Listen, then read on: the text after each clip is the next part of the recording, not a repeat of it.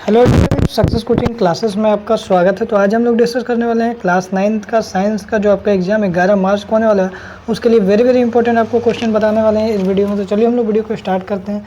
सबसे पहला हमारा क्वेश्चन का है कौन सा सदिश राशि नहीं है। तो याद रखिए इसका राइट आंसर हो जाएगा हमारा कौन सा सदिश राशि नहीं है। तो हमारा चाल जो है वो हमारा सदिश राशि नहीं है, मतलब कौन सा राशि अदिश राशि है। ठीक है, तो ये बात को ध्यान रखिएगा।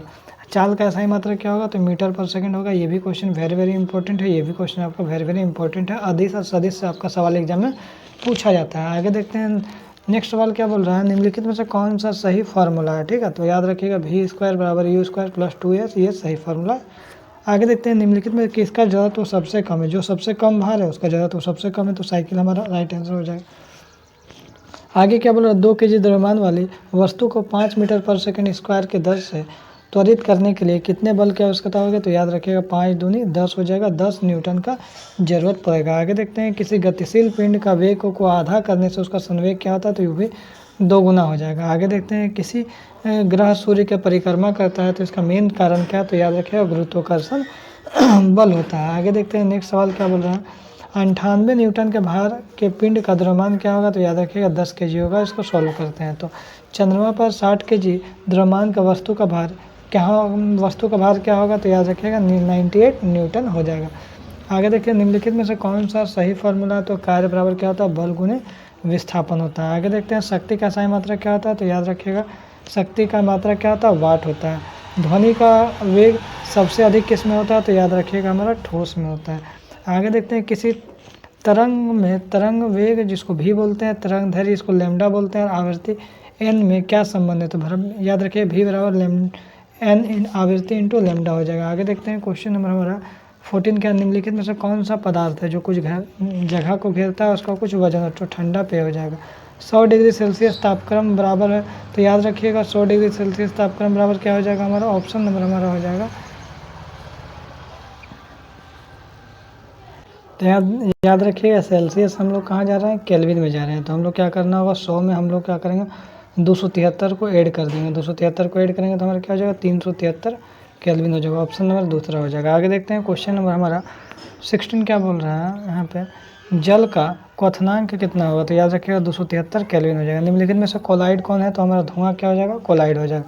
आगे देखें निलंबन में परिक्षेपित कणों का आकार कैसा होता है, 100 नैनोमीटर से छोटा होता है। आगे यदि हम लोग देखते हैं नेक्स्ट क्वेश्चन क्या है, निम्नलिखित में से कौन सा तत्व नहीं है, कौन सा हमारा तत्व नहीं है, तो हमारा याद रखिएगा ऑक्सीजन, तांबा, चांदी ये तत्व, लेकिन पानी हमारा यौगिक है, तो ये हमारा तत्व नहीं है। आगे देखते हैं साधारण नमक का रासायनिक सूत्र क्या होगा, तो याद रखिएगा NaCl जिसको हम लोग सोडियम क्लोराइड बोलते हैं।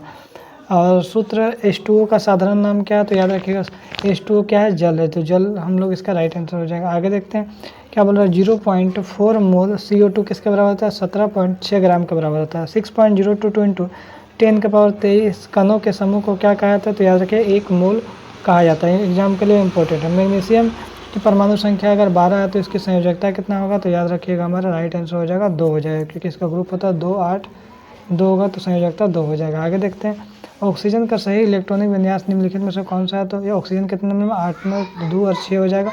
ऑप्शन नंबर दूसरा हो जाएगा। आगे देखते हैं यदि किसी तत्व का परमाणु क्रमांक A है और परमाणु द्रव्यमान Z है, तो उसमें परमाणु में उपस्थित न्यूट्रॉनों की संख्या कितना होगा, तो याद रखिएगा A-Z हो जाएगा। ठीक है, ऑप्शन नंबर डी हो जाएगा। आगे देखते हैं क्वेश्चन 27 क्या बोला, जीवन की मौलिक इकाई क्या है, तो याद रखिएगा कोशिका हो जाएगा। आगे देखिए कोशिका का पावर हाउस किसको बोलते हैं, तो माइटोकॉन्ड्रिया को हम लोग क्या बोलते हैं, कोशिका का पावर हाउस बोलते हैं। आगे देखते हैं कोशिका के अंदर जो प्रोटीन का संश्लेषण होता है कहाँ पे होता है, राइबोसोम में होता है। आगे देखते हैं नेक्स्ट सवाल क्या बोल रहा है, कॉर्क कोशिका में क्या पाया जाता है, तो याद रखिए लिग्निन पाया जाता है। आगे देखते हैं नेक्स्ट सवाल क्या बोल रहा है, ट्रेकिया और अंडवाहिनी में पाए जाने वाला उत्तक कौन सा है, तो पचमाभी एपिथेलियम हो जाएगा। आगे देखते हैं पौधों में जल और तने की मोटाई किस उत्तक के कारण बढ़ती है, तो याद रखिए कैम्बियम इसका राइट आंसर हो जाएगा। एग्जाम के लिए इंपॉर्टेंट है। मेढक के हृदय में कितने कच होते हैं, तो याद रखिए हमारा 3 कच होते हैं। बुकलंग पाया जाता है किसमें, तो बिच्छू में हमारा पाया जाता है। आगे देखते हैं नेक्स्ट सवाल मेढक क्या है, तो याद रखिए शीत रक्त वाले हैं, क्या है, शीत रक्त वाले। आगे देखते हैं नेक्स्ट सवाल क्या हो जाएगा, एक रोगवाहक कीट कौन सा है, तो हमारा तिलचट्टा भी हो जाएगा, मच्छर और मक्खी, तो इसका राइट आंसर इनमें से सभी हो जाएगा। आगे देखते हैं एक दीर्घकालीन रोग क्या है, तो याद रखिए एक्जिमा हमारा बिल्कुल राइट आंसर हो जाएगा। किसी पोषक तत्व की कमी एनीमिया बीमारी होता है, तो याद रखिए लोहा आयरन का कमी होता है। आगे देखते हैं क्वेश्चन नंबर 39 हमारा क्या है, दाल में हमें क्या मिलता है, तो याद रखिएगा प्रोटीन मिलता है। भारत में किस क्रांति के कारण भोजन उत्पादन में वृद्धि होती है, तो याद रखिएगा हरित क्रांति के कारण ऐसा होता है। तो यदि हमारा वीडियो आपको अच्छा लगे तो लाइक शेयर सब्सक्राइब जरूर करें। फिर मिलते हैं नेक्स्ट वीडियो में। Thank you so much.